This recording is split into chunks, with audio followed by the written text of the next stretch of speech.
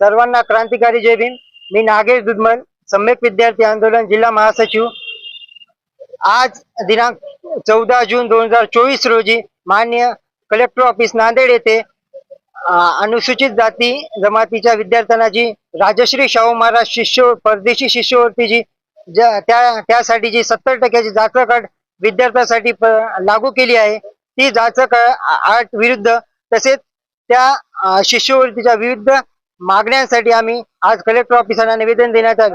त्यामध्ये प्रमुख मागणी की ज्या विद्यार्थ्याची वार्षिक उत्पन्न आहे 16 लाख रुपयापर्यंत व वयाची मर्यादा 45 वर्ष अशी करण्यात यावी आणि जी अट लागू करण्यात आली आहे 70%ची, जे गरीब विद्यार्थी आहेत त्यांना कमी अट एक सादर करून त्यांना कमीत कमी 60%च्या वरी अट ठेवावी ही विनंती।